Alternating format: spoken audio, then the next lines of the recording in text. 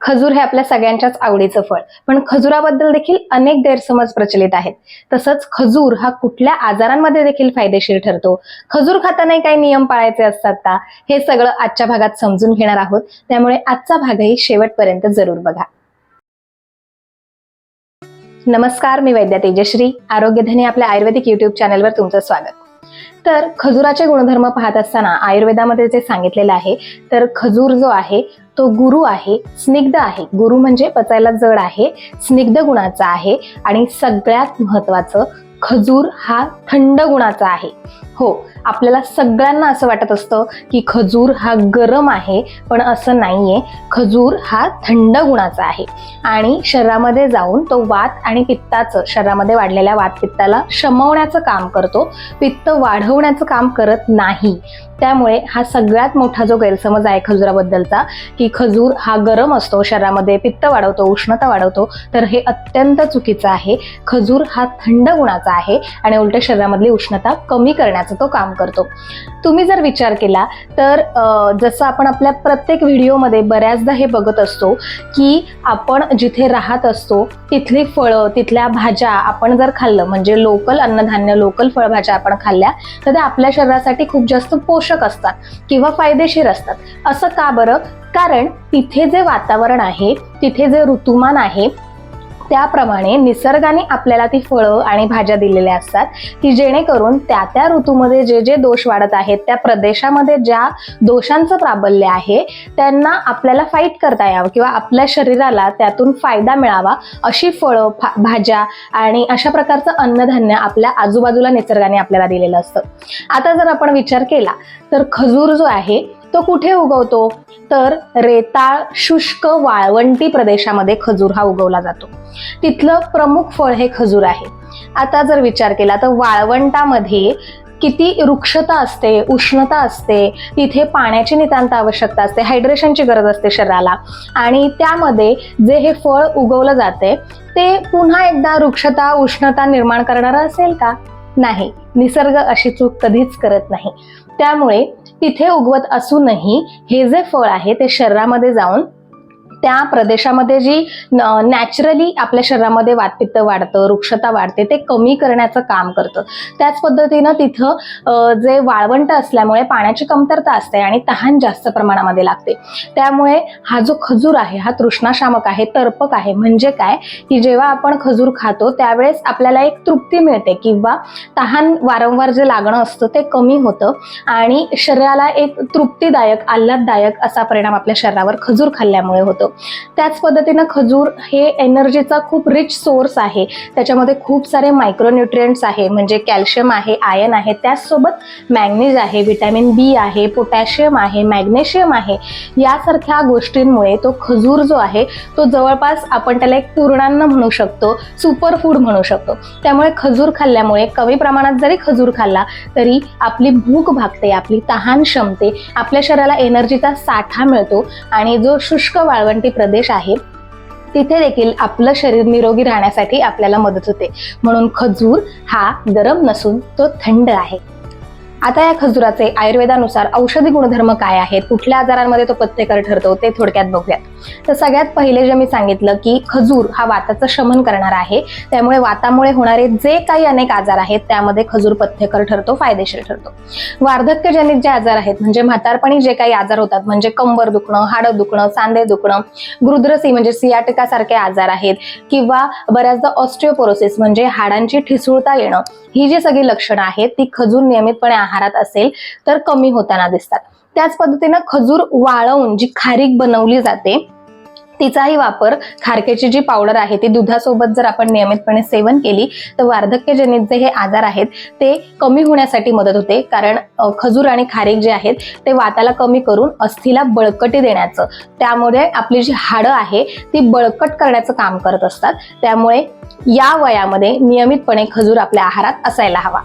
खजूर हा हृदयासाठी देखील अत्यंत चांगला आहे. वात आणि पित्तामुळे जे हृदरोग होतात त्यामध्ये म्हणजे हायपरटेन्शन मध्ये सुद्धा आपल्याला खजूर हे पथ्यकर ठरतं. त्यामुळे हृदयाचं दौर्बल्य आहे, हृदय पेशींचं जे दौर्बल्य आहे ते कमी करण्याचं काम, हृदयाला ताकद देण्याचं काम खजूर करत असतो. त्यामुळे हृदरोग जर तुम्हाला असेल तर खजूर तुमच्या आहारामध्ये नियमित ठेवावा. त्याच पद्धतीनं पोटाच्या ज्या अनेक समस्या आहेत, सगळ्यात महत्त्वाची म्हणजे अम्लपित्त सारखी जी समस्या आहे, ऍसिडिटी होणं, म्हणजे वारंवार ऍसिडिटी होते, पोट साफ व्यवस्थित होत नाही, पोटामध्ये खूप कोरडेपणा, रुक्षपणा निर्माण झालेला असतो, त्यामुळे मळाचा खडा होतो, म्हणजे संडासला खूप जास्त जोर द्यावा लागतो आणि अतिशय कडक स्वरूपाची संडासला होते. त्याच पद्धतीनं वारंवार जळजळ होते, घशाशी आंबट पाणी येतं किंवा पोटामध्ये आग होते, छातीत आग होते, ह्या सगळ्या ज्या पोटाच्या समस्या आहे त्यांच्यामध्ये देखील खजूर फायदेशीर ठरतो. त्यामुळे ज्यांना अम्लपित्तासारखे आजार आहेत त्यांनी खजूर नियमितपणे आपल्या आहारामध्ये ठेवावा. त्यानंतर आपलं श्वसन संस्थान म्हणजे रेस्पिरेटरी सिस्टीम.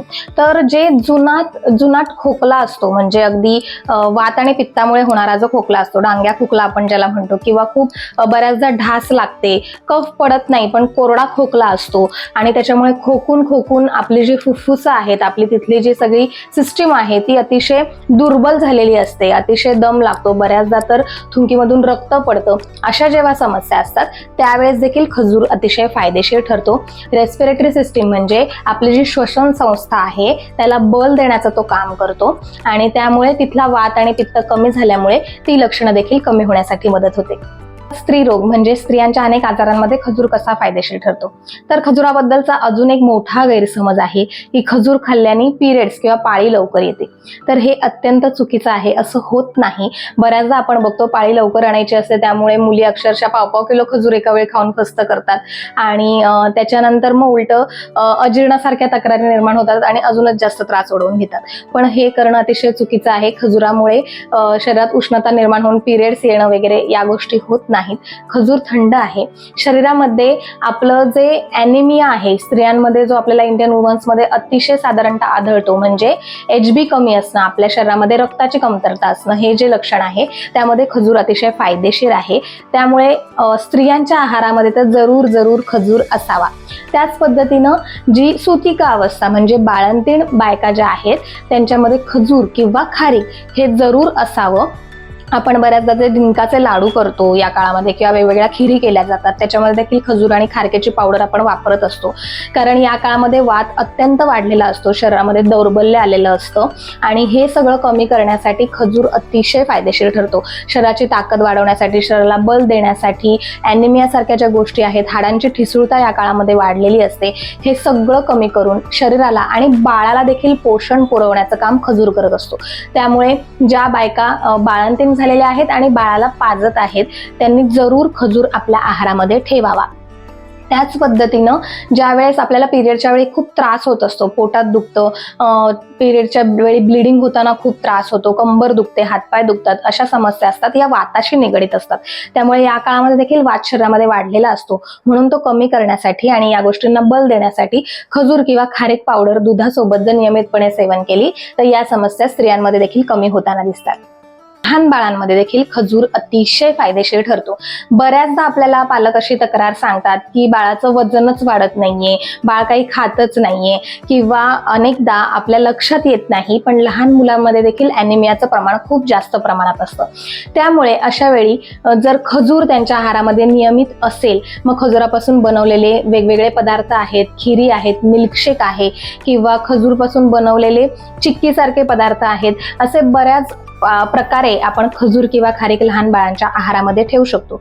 अगदी जी वर्षभराची बाळं आहेत त्यांच्यासाठी देखील आपण दुधामध्ये खिरीच्या प्रमाणामध्ये, जेव्हा खिरी वेगवेगळ्या प्रकारच्या बनवतो त्यामध्ये खारीक पावडर टाकून जर दिली तर ती फायदेशीर ठरते. त्याच पद्धतीनं आपण जी जन्मजात बाळाला गुटी उगाळून देत असतो त्यामध्ये देखील जी खारीक आहे त्यातल्या त्यात काळी खारीक जी आहे ती जर आपण उगाळून बाळाला नियमितपणे दिली तर बाळांच्या हाडांची वाढ अतिशय चांगल्या पद्धतीनं होते, हाडं बळकट होतात आणि त्याच पद्धतीनं बाळाचं जे आहे ते वजन वाढण्यासाठी देखील खूप फायदेशीर होते.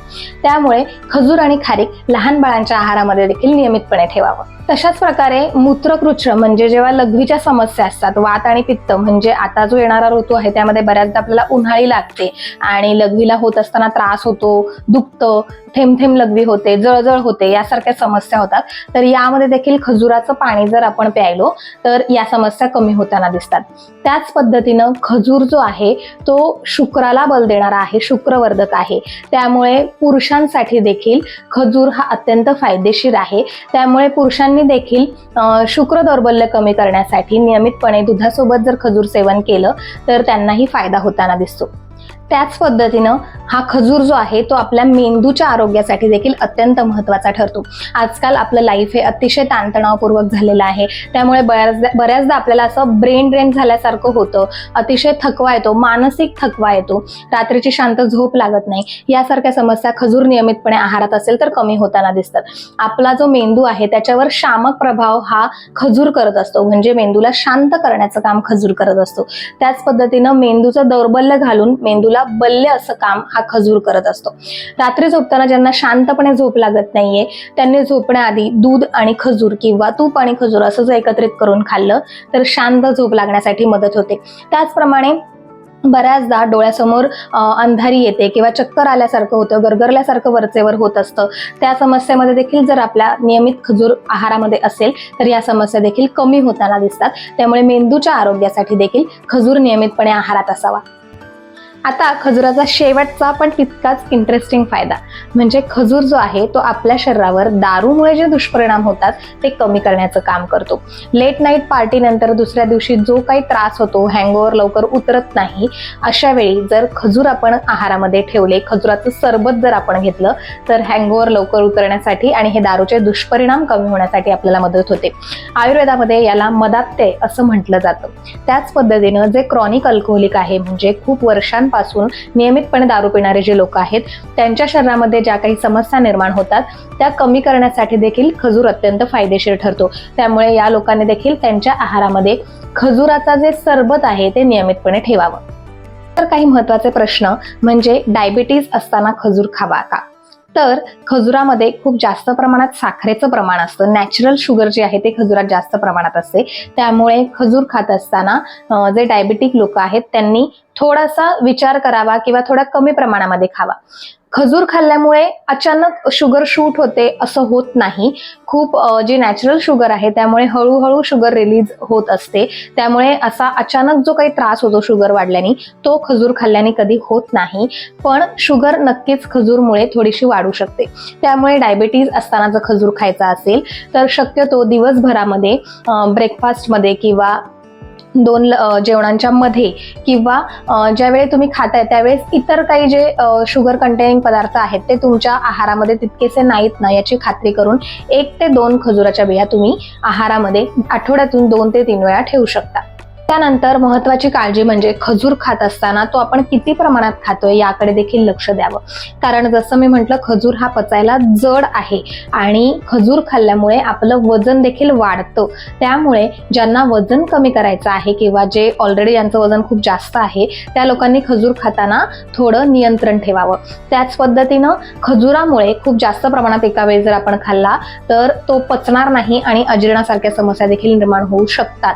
म्हणून तुम्हाला खजूर पचतोय का, त्यानंतर खजुरामुळे अजीर्णासारख्या समस्या निर्माण होत नाहीत ना याचं परीक्षण करून त्यानुसार खजुराची मात्रा ठरवावी. साधारणतः सगळ्यांसाठी दिवसभरामध्ये ब्रेकफास्टमध्ये घेतलं तर खूप जास्त चांगलं किंवा मधल्या वेळेत भूक लागल्यानंतर देखील तुम्ही 2 ते 3 या मात्रेमध्ये खजूर नियमितपणे तुमच्या आहारात ठेवू शकता. तसंच लहान मुलांमध्ये देखील खजूर देत असताना हे अतिशय लक्षपूर्वक पाहावं की त्यांना खजुरामुळे अजीर्णासारख्या तक्रारी निर्माण होत नाहीत ना. नाहीतर आता खजुरामुळे फायदा होतोय, बाळाचं वजन वाढतंय म्हणून आपण खूप जास्त प्रमाणामध्ये दिवस रात्र त्यांना खजूरच देतोय असं करू नका. तर त्यांना देखील देत असताना साधारण वर्षभराचं जर बाळ असेल तर अर्धा ते 1 या मात्रेमध्ये तुम्ही त्याला खजूर देऊ शकता. आणि जे वर्षभराच्या आतली बाळं आहेत त्यांच्या खिरीमध्ये अर्धा चमचापर्यंत तुम्ही खारीक पावडर टाकू शकता किंवा जी गुटी उगाळून देतोय त्याच्यामध्ये 6 ते 7 वेळे तुम्ही खारकेचे जे आहेत ते त्यांना उगाळून देऊ शकता. त्यानंतर बाजारामध्ये अनेक प्रकारचे खजूर मिळत असतात, त्यातला श्रेष्ठ कुठला किंवा काय, तर ओव्हरऑल जर तुम्ही बघितलं तर खजुराचे गुणधर्म त्यांच्या प्रकारानुसार फार काही बदलत नाही.